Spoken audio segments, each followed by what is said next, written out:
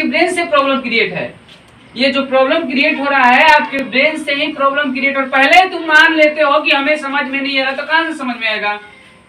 ठीक हो, वो कौन कौन से काम करने होंगे जिनकी वजह से वो सफल हो जाएंगे, अपने जीवन में सक्सेस हो जाएंगे। तो आइए हम समझते हैं वो कौन कौन से आप काम करें जिनकी वजह से आप अपने जीवन में सफल हो जाएंगे। यानी कहने का मतलब है कि किसी भी आप एग्जाम को क्वालिफाई करिएगा तो कौन कौन से वो हैबिट्स हैं जिनको आपको डेवलप करना चाहिए। तो आइए हम उसको समझते हैं बारीकी से।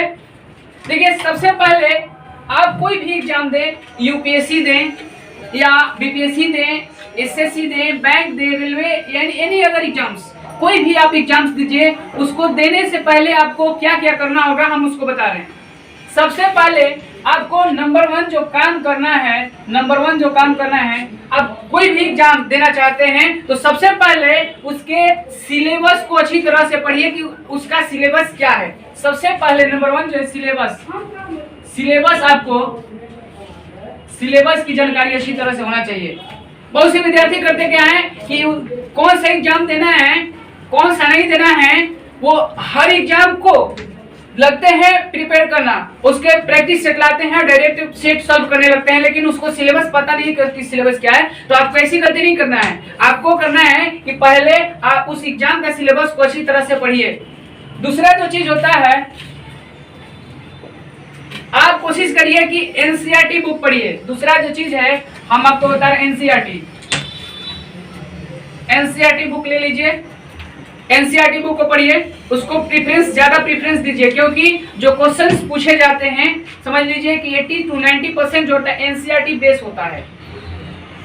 तीसरा चीज सबसे पहले समझिए, तीसरा जो चीज है प्रीवियस ईयर क्वेश्चन बैंक।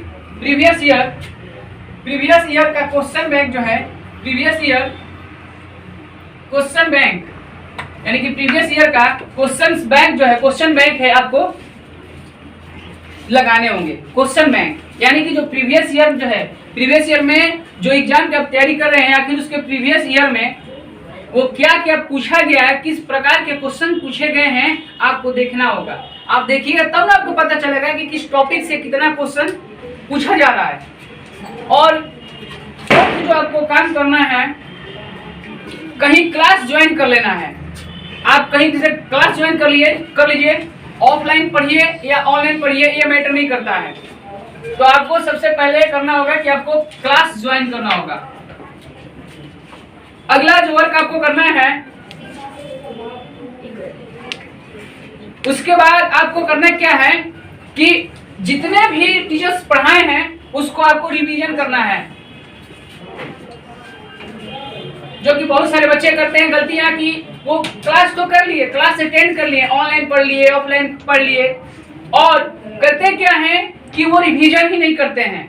और एक बात आपको कहना चाहेंगे कि आप जहां से भी क्लास लीजिए, बेस्ट टीचर से पढ़िए, और एक टीचर, दो टीचर से, एक लिमिट टीचर को आप प्रेफरेंस करिए। नहीं तो बहुत से बच्चे क्या करते हैं कि आजकल यूट्यूब पे तो बहुत सा आजकल मटेरियल जो है फ्री अवेलेबल है। वो क्या करते हैं कि कुछ इस टीचर से पढ़ लेते हैं, कुछ इस टीचर से पढ़ लेते हैं, और सभी टीचर का पढ़ाने का अपना अलग अलग प्रोसेस है। तो ऐसा आपको काम करना है कि आप कोई भी टीचर से पढ़िए।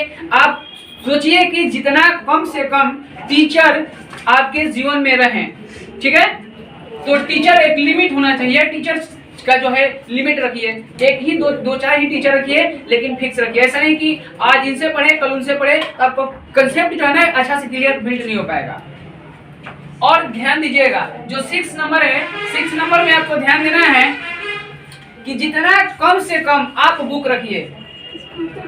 4 बुक पढ़ने से बेटर है कि एक ही बुक को 4 बार पढ़ा जाए। बहुत से विद्यार्थी क्या करते हैं कि जो मटेरियल तो मार्केट से बहुत सा मटेरियल ले लेते हैं, उसको अच्छी तरह से पढ़ नहीं पाते हैं। ज्यादा मात्रा में उनके पास मटेरियल्स हो जाते हैं, लेकिन अच्छी तरह से वो नहीं पढ़ पाते हैं। तो ऐसा नहीं करना है। आपको जितना कम से कम बुक रखिए, लेकिन उसको जितना ज्यादा से ज्यादा बार पढ़ने का प्रयास कीजिए, ठीक है ना। तो बुक्स जो है आप लिमिट में रखिए, लेकिन उसको अधिक बार, ज्यादा से ज्यादा बार पढ़िए।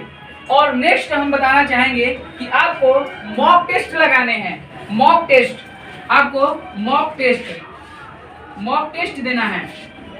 आपको मॉक टेस्ट देने हैं। और साथ ही साथ आपको क्या करना है कि मॉक टेस्ट देते समय आपको टाइम मैनेजमेंट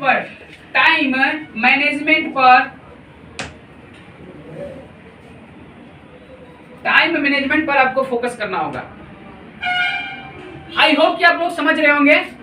यानी आपको सफल होना है, आपको कोई भी एग्जाम में, किसी भी तरह का एग्जाम हो, यूपीएससी हो, बीपीएससी हो, एसएससी हो, ऑफिसर बनना हो, चपरासी बनना, भैया जो भी आपको बनना है, आपका जो भी ड्रीम्स है, आपको सबसे पहले इन चीजों पर ध्यान देना होगा।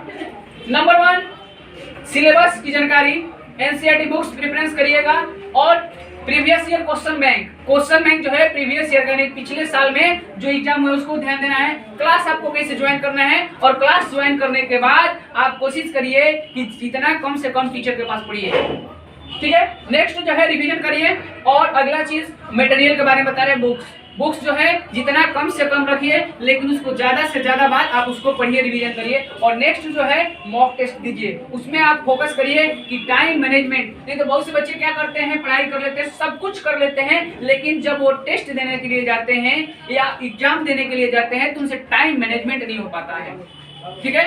तो आपको इन सारे टॉपिक्स पे, इन सारी बातों पे आपको ध्यान देना है। तो फ्रेंड्स, आई होप कि आप लोग समझ गए होंगे। तब तक के लिए धन्यवाद।